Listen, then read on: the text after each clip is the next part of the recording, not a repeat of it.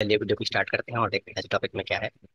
आज का जो टॉपिक है वो हमारे एक व्यूवर ने मुझे सवाल किया था कि आप देख सकते हो, हाल ही का अपलोडेड वीडियो है, कमेंट है उसका, कि पेट्रोल टंकी वाले लोग कैसे तेल का यूज कर पाएंगे। तो अचानक मैं कमेंट को देखा और समझ में आया कि कमेंट तो बहुत समय का है, कुछ 4-5 दिन हो गया, तो वीडियो बनाना चाहिए। तो इसी टॉपिक पर ये वीडियो है।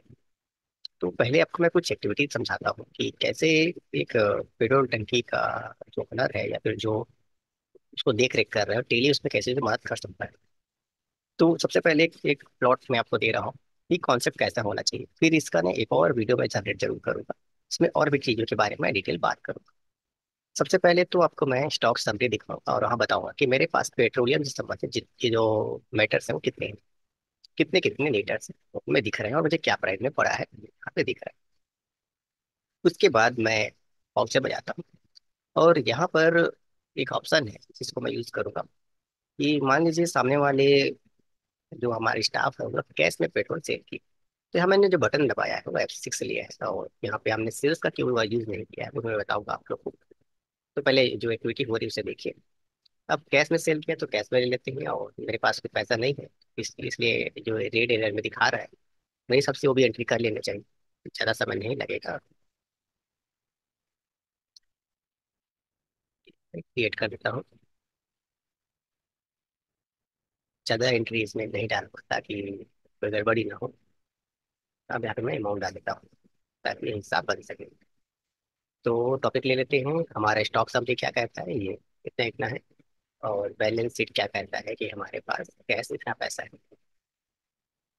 तो चलिए, कैश में जब उसने सामान और पेट्रोल बेचा तो अब हम लोग यहाँ पे, मैंने एक जो लेजर बनाया है उसको आपको दिखाया था, ये आपका सिंपल तरीके से बनाया हुआ है और एक कोई खास चीज है जिसके बारे में अगर आप डेली आप समझते हो तो वही ऑप्शन यहाँ पे यस है।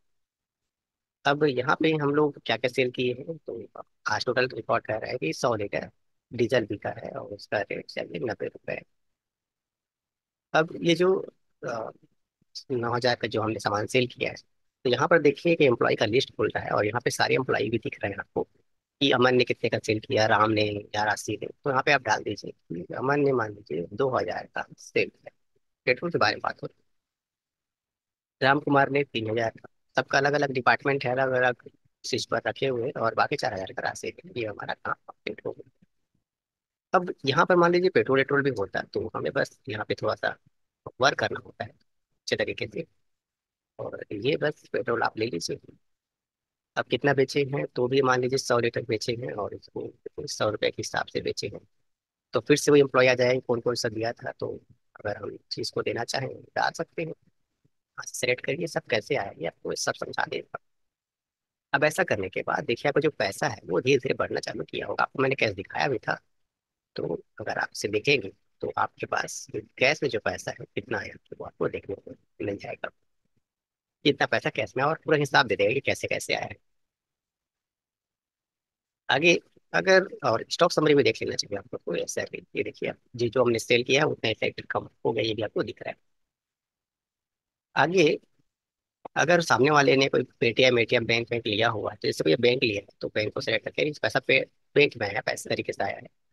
तो अब जो सेल्स की है उसको सेल्स की है समझो। अब डीजल की बारी है तो बिल लिख लेते हैं 100, सेम रेट अगर देना चाहो तो सेम रेट ही रहेगा। अब विमल ने सबको सेल कर दिया, ऐसा ले लेते हैं हम लोग, काम खत्म करते हैं। अब ले लेते हैं पेट्रोल 100 लीटर और इसको सिर्फ एक व्यक्ति है जिसको हम दे देते हैं। आगे आप बढ़ाना था या फिर घटाना था वो आपकी मर्जी है कि कैसे बढ़ाते हो घटाते हो।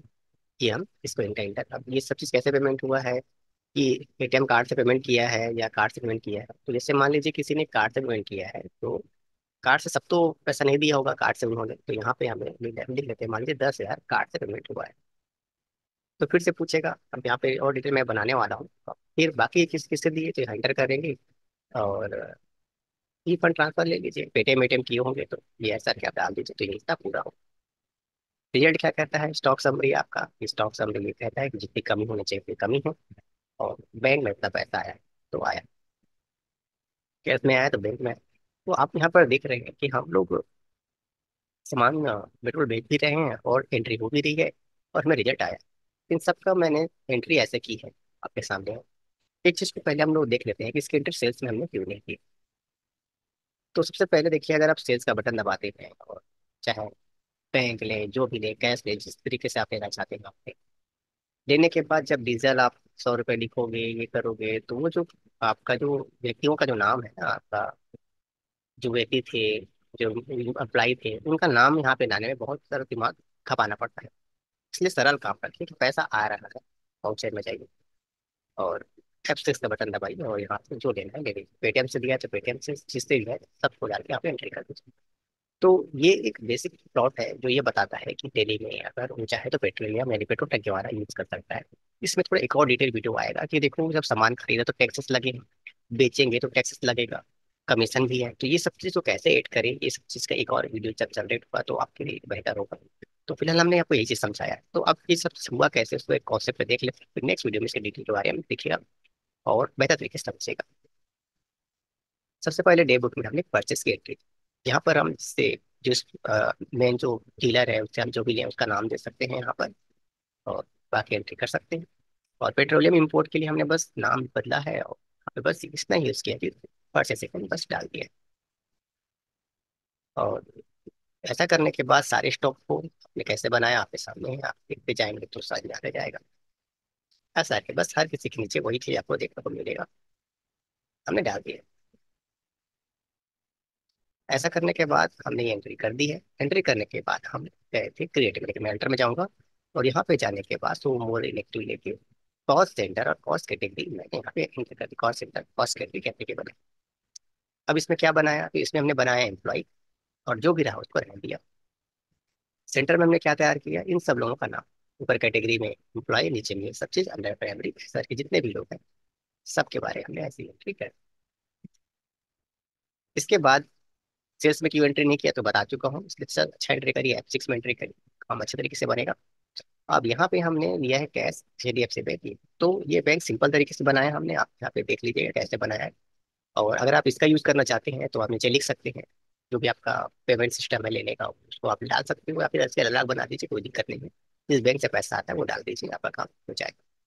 इसका बेनिफिट ये है कि अगर पेटीएम डालते हैं तो ऑटोमेटिक बैंक सेलेक्ट हो जाए। जैसे मैंने कैश लिखा, जैसे मैंने पेटीएम लिखा तो ऑटोमेटिक बैंक सेलेक्ट हो जाता है। इसके बाद ये जो हमने पेट्रोलियम सेल्स का बनाया है सिंपल तरीके से बनाया है। और यहाँ पर कॉस्ट सेंटर जो एक्टिवेटेड है इसको एक्टिव किया, कैसे एक्टिव किया है तो F12 का बटन दबाया और यहाँ पर एक ऑप्शन है एक्टिवेट करने का, उसे एक्टिवेट किया और काम कंप्लीट।